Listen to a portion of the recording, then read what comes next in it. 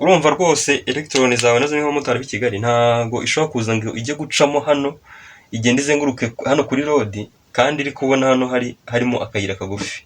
Niyo mpamvu tuvuga ni short circuit, ni inzira ngufi nyine, ni circuit ngufi cyane rwose. Hari kaze kuri Tetanemenya TV, niba rwamegeze kuri channel kandi subscribe, like, share ndetse ujye muri comment du sharing ideas ushaka kutubaza, ariko by'umwihariko wowe wa joininze Tetanemenya ufitiye group ya WhatsApp ikugenewe, link yayo iri hano muri description.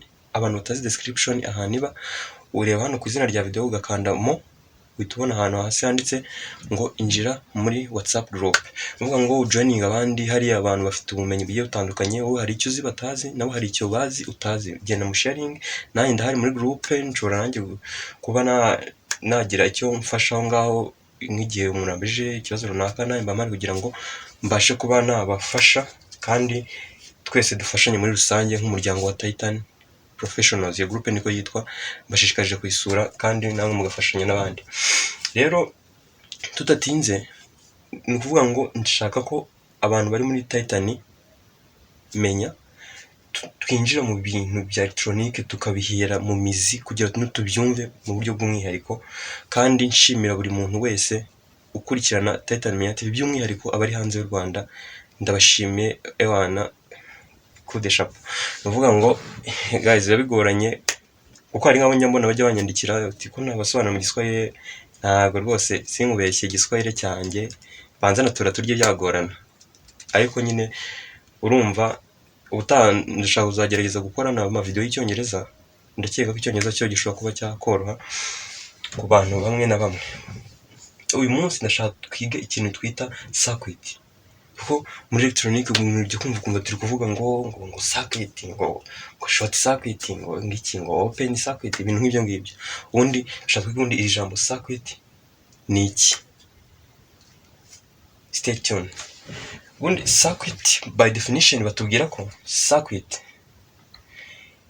is basically path that allow electrons to flow or electricity to flow. Hano batubwira ngo ubundi muri make ni circuit, ni inzira yemerera cyangwa se ama electro anyuramo, nyine akaba yasirikira muri iyo nzira mu buryo runaka. Ubundi icyo nicyo twita circuit. Ariko circuit ikaba igiye ifite ibice bigiye bigize bitewe n'icyo tugiye kuyikoresha, ariko ubundi izo circuit zose zigomba kuba zihuje ibyo bintu.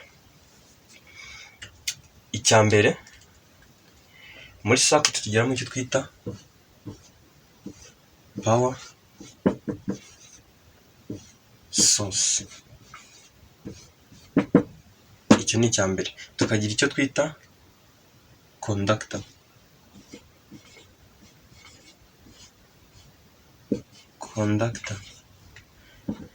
Tukagira icyo twita load.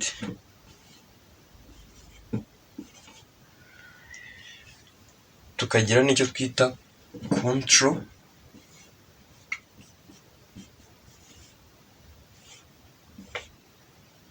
control element.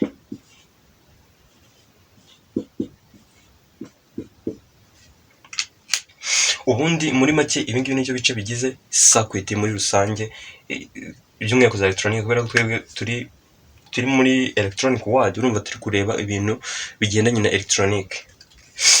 Hano dufite ibice byacu, ibice bine cyangwa se iby'ingenzi bine byifashishwa kugira ngo dukore electronic circuit, cyangwa se urumva inzira y'ama electrons kugira ngo natwe duhe umusaruro runaka, kubera ko ntabwo dukora circuit for nothing. Urumva dukora circuit kugira ngo tugire natwe umusaruro tubona. Urumva urugero niba dukoze circuit yo gucana ama red light ni amatara yangaya, amatara akoresha ibyo twita red.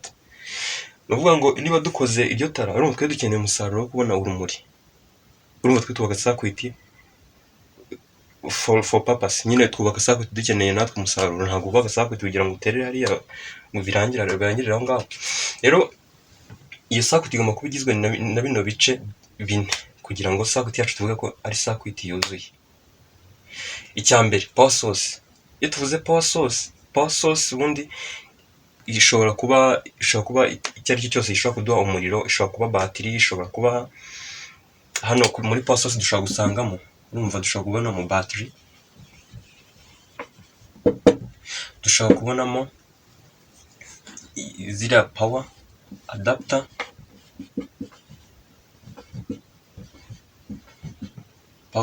adapter, ndetse dushobora kubonamo niyo twita utility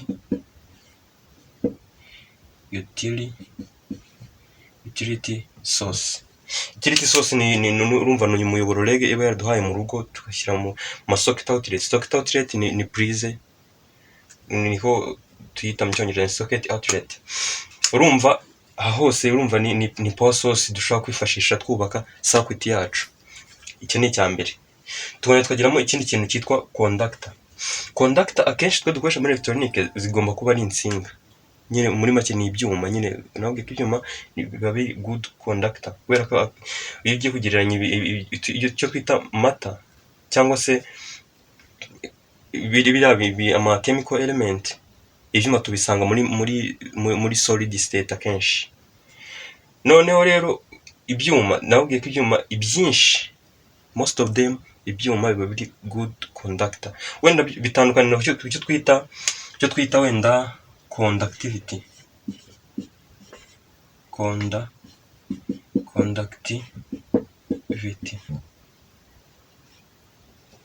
Icyo conductivity ni ubushobozi bwo kuba icyo cyuma cyakemerera current kugicamo. Nabwiye ko current ni electrons moving through conductor. Rero conductivity ni ubushobozi icyo cyuma cyaba cyifitemo bwo kuba cyakemerera current kuba yagicamo, ariko ubundi muri rusange ibyuma byose bari ama conductor. Rero hano conductor bari kutubwira ko ubundi conductor akenshi zigomba kuba ari insinga, kandi insinga ziba zikoze mu byuma, ni ibintu bisanzwe bizwi. Tukagira n'icyo twita load ishobora kuba ikintu runaka, urugero ishobora kuba icyo twita LED, ishobora kuba icyo twita motor, ishobora kuba wenda na load, ishobora kuba ikindi kintu icyo ari cyose. Urugero dushobora kuba no kuvuga wenda ziriya electric bulb, ari amatara y'uducuma. Ubundi muri make load ni ikintu icyo ari cyo cyose gishobora kuba cyakonsoma umuriro wacu, kubera ko muri circuit urumva twakoze circuit tuba turi kugira ngo umuriro tuwutanga agire ikintu kiwukonsoma, ubu nawe kiduhe umusaruro.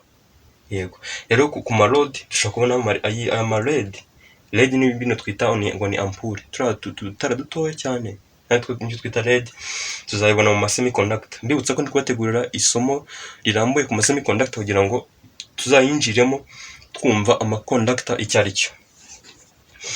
Tukagira n'icyo twita control element. Control element ni icyo twita akenshi ni switch, of course switch. Yego, ubundi control element ni switch. Idufasha iki? Control element idufasha kugenzura state ya circuit yacu, kuko urumva circuit ntabwo igihe cyose ntabwo ihora iraninga. Hari igihe wowe nk'umuyuza uba ukeneye ko circuit yawe irekera gukora. Urugero nimba ari nk'iradiyo ufite, hari igihe nawe uzakenera uvuga ati ndumva iri kumbangamira, reka mbe nyizimije. Urumva ibyo byose uba ugomba kugira control element kugira ngo bigufashemo, ube wazimya circuit yawe cyangwa se wayicana bitewe n'icyo wifuza, kubera ko iba ari iyawe, ntabwo uri uwayo.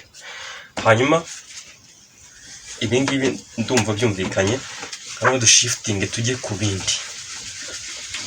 Hano ngira ngo mwasobanukiwe neza ibice bigomba kuba bigize circuit yacu. Ni ukuvuga ngo nuzabona circuit ukabona ntabwo yujuje ibi byose, ubwo nyine iyo ngiyo ari circuit cyangwa se semi circuit. Ubonye ari circuit ariko ukabona ibi byose nkubwiye ntabwo bibonyemo, ushobora kwita semi circuit. Hanyuma tukagira n'ibindi bintu, tukagiramo n'ibindi, tukagira types of circuit based on connection. Tukagira types of circuit ariko ziri based kuri connection.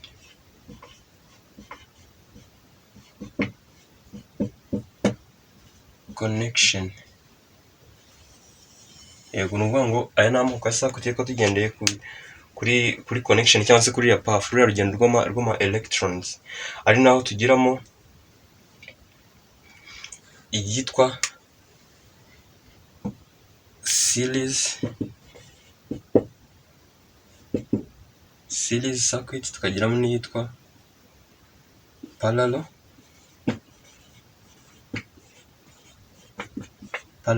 circuit.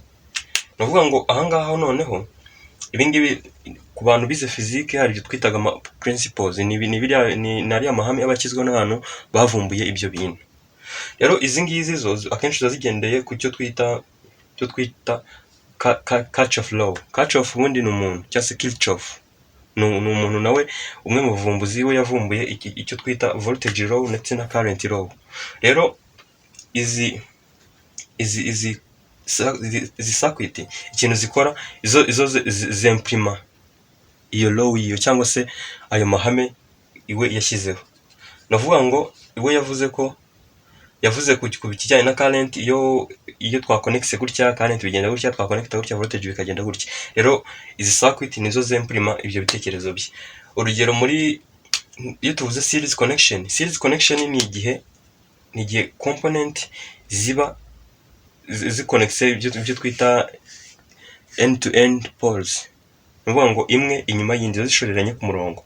Niba wize aho mwiga muri primaire niba barakoreshaga ibintu bita ngo kuri rassemblement, ngo mushyiremo distance ugahita ufata ku rutugu rwa mugenzi wawe nawe ugahita ufata uri imbere ye.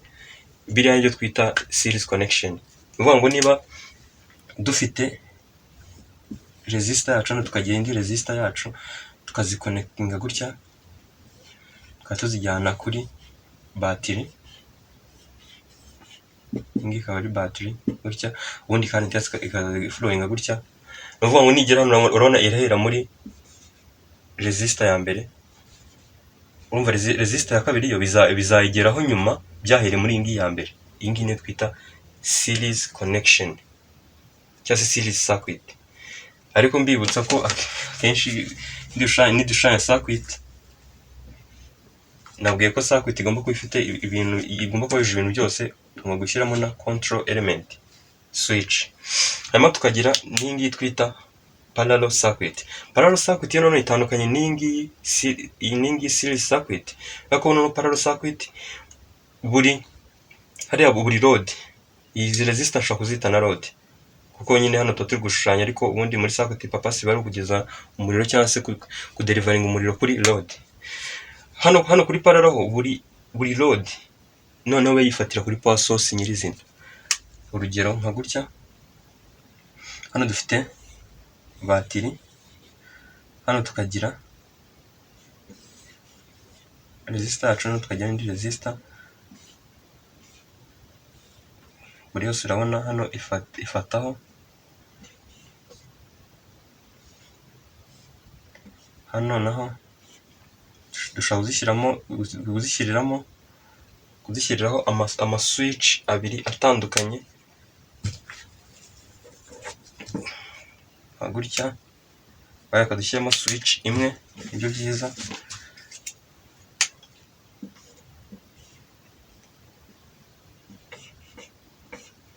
Gutya ubundi hano kari kuri positive, hano ari kuri negative, tukagiramo R1 tukagiramo R2. Ni ukuvuga ngo hano noneho urabona nituramuka duclosinze iyi circuit cyangwa se tugafungura switch ikemerera current kugenda, urabona noneho hano buri resistor izahita itangira gufata wa muriro ukwabo. Ndetse izi circuit ni nazo akenshi zikunda gukoreshwa no mu mazu y'abantu. Burya yo bensitara biragorana ko ushobora gusanga bakoreshejemo iyi series connection, kubera ko iyi series circuit iyo ikoresheje hatangira kuvamo ibyo twita voltage drops. Naho hazamo bya Kirchhoff voltage law. Ni ukuvuga ngo hano urugero dushyizemo voltage 12 voltage tukazishyira hano iyo upimye usanga zagabanyutse. habayemo icyo twita voltage drops. Gusa ariko current niba hano twari dufitemo 2 ampere ziri gusirikira muri series circuit, hano n'ubundi nizo ziba zihari 2 ampere, na hano kuri ngiyo nawe akaba arizo ziba zihari. Ubona kandi tano bijya bihinduka, ni naho icyo twita voltage Kirchhoff voltage law ikora. Hanyuma hano hagakora icyitwa Kirchhoff current law, ni ukuvuga ngo yo hano voltage noneho ziguma ari zimwe. Tandukanye bino bintu, voltage hano ziguma ari zimwe, igihinduka ni current. Hano dufite ino point, iyi point irahari. Hano dufitemo current ishobora kuza n'ishobora kugenda hano kuri resistor ya mbere n'ishobora kujya hano kuri resistor ya kabiri. Kandi Kirchhoff current law ivuga ko current ya flowing iza kuri no point. Reka hano tuhite wenda kuri hano tugiye kwita kuri rimwe, hano tuhita kuri kabiri, hano tuhita kuri gatatu. Ni ukuvuga ngo hariya Kirchhoff current law ivuga ko rimwe ingana na kabiri duteranyijeho gatatu. Ariko ntabwo ari iriya mibare ndi kuvuga ngo iteranye, iriya mibare ni amapoint ndi kukubwira ni hano. Ngo kabiri twayitiriye hano, gatatu tuyitirira hano, rimwe tuyitirira hano, umuriro uri kuva muri batiri tugera kuri iyi point, umuriro wahinjiye ugomba kungana n'iyo hasohotse uyiteranyije. Niko current ikora. Ni ukuvuga ngo hano uramutse ushyizemo, nimba hano kuri batiri ari kuva 2 amps cyangwa se ampere ebyiri, zikaza zikajya kuri no point, nimba zino resistor zingana cyangwa se izi load zibaye zingana, imwe ishobora guhita ifata 1 ampere n'indi igahita ifata 1 ampere accordingly, bitewe ubwo ugatuba dusanga twaba dufite 2 ampere zavuye kuri batiri zita zingana na 1 ampere yagiye kuri load ya mbere duteranyijeho 1 ampere yagiye kuri load ya kabiri. Ahangaha niko bigenda bitewe n'izi connection cyangwa se izi connection za circuit. Hanyuma twihuse dukomeze n'ubundi bwoko bwa circuit. Ngira ngo hano tubonye ubwoko bwa circuit ko tugendeye kuri connection cyangwa se ukuntu dushobora guconnecta ibikoresho byacu muri circuit, by'umwihariko load nabwiye ko ni ikintu icyo ari cyo cyose gishobora konsoma umuriro kugira ngo kiduhe umusaruro runaka. Ukuvuga ngo noneho tugiye kuri types of circuit based on path cyangwa se ku rugendo rw'ama electrons. Hano noneho ni based on path. Ahangaha noneho niho tugiye no gukomereza. Iyo tuvuze path ni nk'urugendo. Ahangaha niho dufitemo izitwa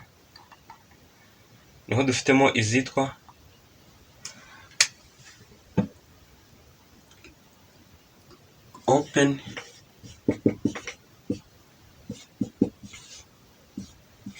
circuit, tukagiramo yitwa closed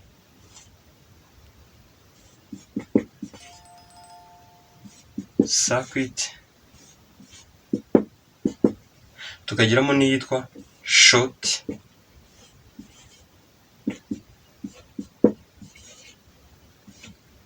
circuit. Hano tuba tugenda no ku nzira noneho y'ama electro yacu ashobora kuza gucamo. Hano ho biranasobanutse cyane rwose. Uvuga ngo tuvuze open circuit ni ya circuit electrons zidashobora kumuvingamo. Urugero, hano dufite batiri yacu, hano tukagira load connects kuri batiri, hanyuma hano turaza dufite switch yacu, hano tukagira yuko ingi yari load, imite inkoresha resistance ni R1. Ni ukuvuga ngo hano ama electron aza gasanga switch yacu tubyita twazimije hano kuri switch, ubwo switch babaye opened. Hano electron zabasha kumuvinga kubera ko biragorana ko electron zanyura mu mwuka igihe tudafite high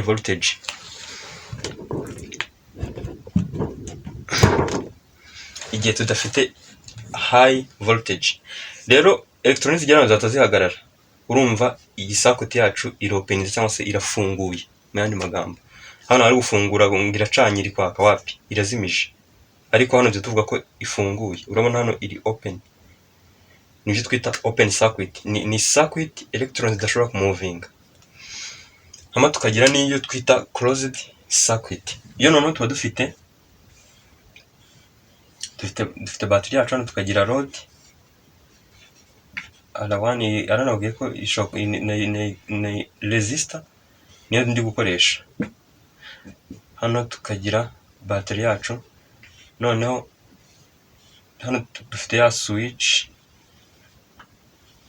gutya, noneho switch yacu noneho irahuza noneho hariya hantu, ku buryo noneho electro zishobora kuza zikamuvinga zikagenda zikagera kuri load. Iyo noneho closed circuit ni circuit ifunze ku buryo electro zishobora kubasha gusirikiramo zikaba zava kuri terminal zikazenguruka zikagenda zikagera ku yindi, kubera ko iyo twakoresheje batiri buriya electron ziba zimuvinga ziva kuri side imwe zikazenguruka zikagaruka ku yindi ya batiri, niko ubundi biba bigomba gukora. Hanyuma tukagira n'indi imwe twita short circuit. Short circuit buriya nimba ugikunda gutega abamotari waba uyizi. Short circuit ni uburyo ni circuit electro zishakira inzira ya bugufi, ku buryo rwose nimba uzitumye ahantu ntabwo zijya zigerayo, zishaka ahantu hafi. Urugero, niba dufite, reka nkoresha wenda gutya, iyi ngiyi ni cell gutya, iyi ngiyi ni negative side yayo, tukagenda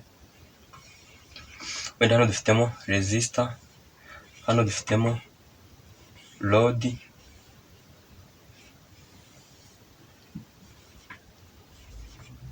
ni ukuvuga ngo noneho iyo tuvuze ngo habaye short circuit, uraza ugasanga wenda nka hano haje gutya harahura. Urumva rwose electron zawe nazo nk'abamotari b'i Kigali ntago ishobora kuza ngo ijye gucamo hano igenda izenguruke hano kuri load, kandi iri kubona hano harimo akayira kagufi. Niyo mpamvu tuvuga ngo ni short circuit, ni inzira ngufi nyine, ni circuit ngufi cyane rwose. Iyi ngiyi ishobora kugaragarira mu kuba hakaza ubushyuhe bwinshi cyangwa se ibyo twita overheating, hakaba haza imyotsi myinshi, hakaba hazamo ndetse n'ubushye, cyangwa hakaba havuka n'umuriro bitewe n'igihe short circuit yacu imaze n'ingufu umuriro uhari aho hantu wari ufite. Urumva short circuit ntabwo ari nziza. Niyo mpamvu buriya niba ukoresha nk'igikoresho ukaramuka uketse ko kigize short circuit, nyamuneka ikintu cya mbere ugomba kwihutira no gukuramo umuriro. Kwita ukuyemo za electro zigakomeza zica iz'ubusamo, zikomeza zangiriza ibintu byinshi, kuko nkubwiye ko hazamo overheating. Overheating ni uburyo nyine amakomponenti bashobora gushyuha cyane, hakazamo hashobora no kuzamo smokes, imyotsi, hashobora no kuzamo bikaba byananuka nyine mu buryo buteye ubwoba. Rero iyo ubashije kubona kimwe muri ibyo bimenyetso, ugomba guhita ukuramo umuriro mu gikoresho cyawe. Rero ndumva isomo ryacu ry'uyu munsi ku ma-circuit byumvikanye. Mushimira wowe ukurikiye isomo kugeza aha ngaha, uri umuntu w'ingenzi cyane kandi n'iby'agaciro ko tugufite kuri Tatenomenya TV. Niba kandi utarakanda subscribe, iki nicyo gihe, kanda subscribe kugira ngo joining abandi. Mwibutsa ko mufitiye groupe ya WhatsApp ikugenewe wowe uri muri Tatenomenya TV. Ni ukuvuga ngo jya muri description ufungure link winjiye muri groupe joining abandi, ubundi mujye musangira ubumenyi, ubundi dure muri video zacu z'ubutaha. Ciao.